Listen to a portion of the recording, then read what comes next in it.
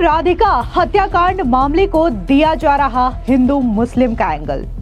राधिका के साथ गाना शूट करने वाले इनाम उल हक ने किया बड़ा खुलासा। इनाम उल हक बोले, राधिका से सिर्फ प्रोफेशनल रिश्ता था और कुछ नहीं। राधिका का सोशल मीडिया है नहीं इंस्टा पर अभी कहीं भी, तो एक फुटेज मेरे गाने की पड़ी हुई है यूट्यूब पर, इसलिए वो हाईलाइट ज्यादा हो रही है। बस इतना ही है। उसके बाद मेरी ऐसी कोई बातचीत नहीं, कोई पर्सनल रिलेशन नहीं, कोई दोस्ती भी नहीं। आरोपी दीपक यादव को 14 दिन की न्यायिक हिरासत में भेजा गया जेल।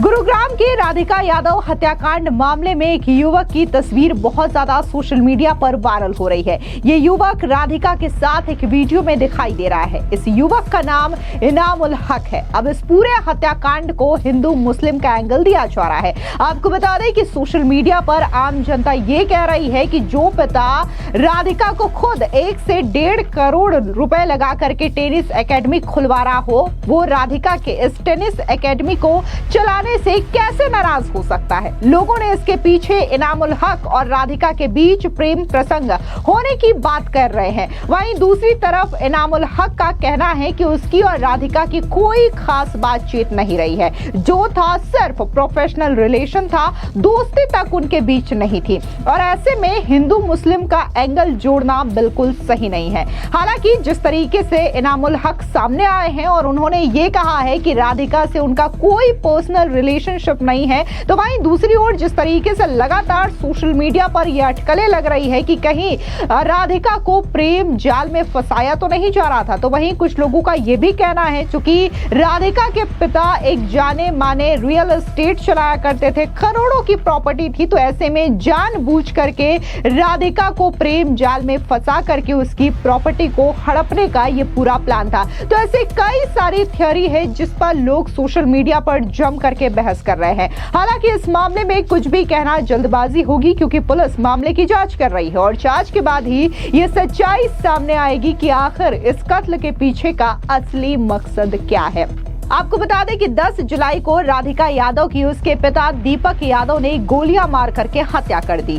आरोपी दीपक यादव को 14 दिन की न्यायिक हिरासत में जेल भेज दिया गया है। गुरुग्राम में state level tennis player Radhika Yadav की हत्या के बाद जांच को और भी ज्यादा तेज कर दिया गया है। जांच के घेरे में इनाम उल हक का नाम भी सामने आ रहा है, जिसके साथ राधिका ने एक म्यूजिक एल्बम में काम किया था। दरअसल हाल ही में राधिका यादव एक वीडियो एल्बम में नजर आई है। ये वीडियो पिछले साल रिलीज किया गया था। इस वीडियो में राधिका के साथ उसके को एक्टर के तौर पर इनाम उल हक ने काम किया था। राधिका के मर्डर के बाद दोनों के बीच अफेयर की आशंका जताई जा रही है। यह भी अनुमान लगाया जा रहा है कि राधिका के मर्डर का कारण अफेयर भी हो सकता है। ऐसे में इनाम उल हक पहली बार मीडिया के सामने आया। इनाम उल हक ने कहा कि मैं राधिका से पहली बार दुबई में आयोजित टेनिस प्रीमियर लीग में मिला था। उसके बाद उनसे एक म्यूजिक वीडियो में मुलाकात हुई। वो मेरे लिए सिर्फ एक एक्टर थी। मैंने कई एक्ट्रेसेस के साथ काम किया है। साथ ही इनाम उल हक ने यह भी बताया कि इस गाने से उसके पिता खुश थे और इस शूटिंग के दौरान खुद राधिका की मां भी वहां आया करती थी। सुनिए इनाम उल हक ने राधिका से पहली मुलाकात को लेकर के क्या कुछ कहा है। इनाम, मेरा पहला सवाल ये है आपसे कि आपने राधिका के मर्डर का इंसिडेंट आपने सुना होगा। मेरा पहला सवाल आपसे ये है कि आप राधिका को कब से जानते हैं, कैसे आपकी उनसे मुलाकात हुई थी, कैसे आप दोनों मिले थे, क्या कहना चाहेंगे इस पर? जिसे मैं आपको बताता हूँ कि कैसे मिला था, और यही सेम चीज़ मैं सुबह से इंटरव्यू दे रहा हूँ और सेम चीज़ रिपीट कर रहा हूँ। एंड मैं आपके सवालों का जवाब देना चाहूँगा बिल्कुल, बट थोड़ा सा मेंटली डिस्टर्ब हो गया हूँ। सो मैं उनसे फर्स्ट टाइम मिला था टेनिस प्रीमियर लीग में जो दिल्ली में हुआ था। उसके बाद मैं उनसे मिला था म्यूज़िक वीडियो में, जो मैं म्यूज़िक वीडियो शूट किया। फिर मेरी कभी मुलाकात नहीं हुई। वो मेरे लिए सिर्फ एक एक्ट्रेस और एक्ट्रेस थी, और ऐसे मैंने बहुत काम किया है और भी कई सारी एक्ट्रेसेस के साथ। सेम अगर न्यूज़ मुझे कोई कहीं से भी आएगी तो मैं यही सोचूंगी कि ये क्या हुआ, क्योंकि मैं उनको जानता ही नहीं। मैं उनको जानता हूँ, उनकी पूरे बैकग्राउंड को, फैमिली को नहीं जानता। वो सिर्फ आए थे, शूट किया और चले। तो टेनिस प्रीमियर लीग आप देखने गए थे, तो वहां कैसे मुलाकात हुई थी आप दोनों की? मेरी उनसे वहां भी मुलाकात नहीं हुई थी। वो कैसे हुआ कि पंजाब टाइगर थे, तापसी पन्नू को फाउंडर थे और रविंदर सिंह सर ओनर थे। मैं वहाँ क्रिएटिव हेड था उस कंपनी में। हम लोग शूट करने गए थे फॉर सोशल मीडिया। हमारी पंजाब टाइगर टीम थी वहाँ। मेरी टीम शूट कर रही थी सारे कंटेंट, सारे प्लेयर्स को। तो मुझे बताया कि ये जो प्लेयर है इनका लुक काफ़ी अच्छा आ रहा है फ्रेम में, और ये एज एन एक्ट्रेस भी काम करना चाहते हैं। तो मैंने बोला कि कुछ होगा तो बताऊंगा। एंड फिर सोशल मीडिया पे कनेक्ट हो गए, क्योंकि जब भी कोई इवेंट करते हैं हम लोग, जब कुछ भी करते हैं कहीं से आते हैं, तो हम सोशल मीडिया पर कनेक्ट होते हैं। बहुत सारी फॉलोइंग आती है, जिसको हम जानते हैं उसको हम फॉलो बैक कर लेते हैं। सेम फॉलो बैक हुआ, नॉर्मली हाय हेलो हुआ कि पहचाना, हाँ पहचाना, सेम लाइक, हाँ मैंने भी पहचाना। सेम गाना शूट करने की बारी आई 1 साल बाद, जिसको मैं as a singer, composer, lyrics writer कर रहा था। गाने का नाम था कारवा। एज एन एक्टर मैं नहीं कर रहा था, तो जीशान अहमद कर रहे थे। और उस टाइम कास्टिंग चल रही थी व्हाट्सएप ग्रुप में हमारी टीम की, किसको हम कास्ट करें। राधिका का मैंने प्रोफाइल शेयर किया तो डायरेक्टर ने मना कर दिया कि ये छोटी है जीशान के सामने, और बाकी एक्ट्रेसेस जो थी वो कोई एक लॉक हुई थी। देन जीशान अहमद उन्होंने बोला कि मैं कंफर्टेबल नहीं हूँ, बिकॉज मेरी फैमिली मना कर रही है शूट करने के लिए, इनाम आप कर लो। अब जो कास्ट हुई थी वो मुझसे बड़ी है एज में, तो अगेन हमने राधिका को लॉक कर दिया, क्योंकि हम लोग स्क्रीन पे सही दिखते। और ये 1 दिन 2 दिन पहले फाइनल हुआ। हमने राधिका को बोला, राधिका को बताया भी कि कोई पेड प्रोजेक्ट नहीं है, हमने सिर्फ उनको एक गुड लक अमाउंट दिया था, जो कन्विंस अमाउंट बोल सकते हैं। 4 से 5 घंटे हमने शूट किया नोएडा में, और उसके बाद मैं कभी नहीं मिला। और हमारी पर्सनल लेवल पे इतनी भी बातचीत नहीं थी कि शूट के बाद हाय हेलो या बाय कुछ भी हुआ हो। सारे सीन डन हुए, वो चले गए, मैं चला गया, क्योंकि ये मेरे लिए नॉर्मल है। मैं ऐसे शूट करता आया हूँ इंडस्ट्री में, मैंने बहुत काम किया है और आगे भी करूँगा। लेकिन ये मेरे लिए बिल्कुल अनएक्सपेक्टेड है जो हो रहा है, और इसको हिंदू मुस्लिम का एंगल भी दिया जा रहा है, जो कि मैं सोच नहीं पा रहा हूँ कि मेरा कोई लेना देना नहीं है।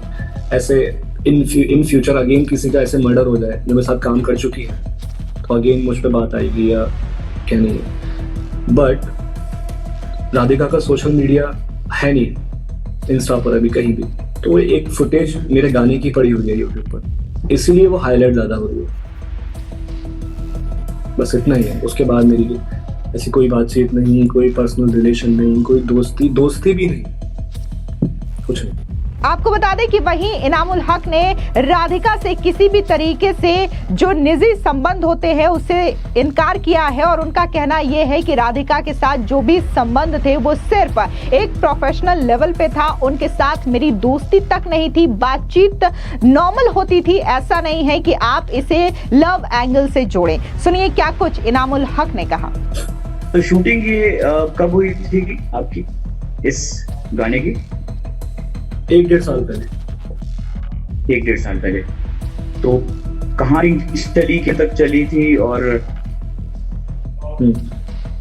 4 से 5 घंटे शूट चला था।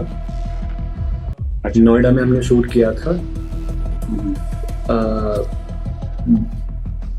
11 बजे से लेके आई थिंक 5-6 बजे तक शाम को।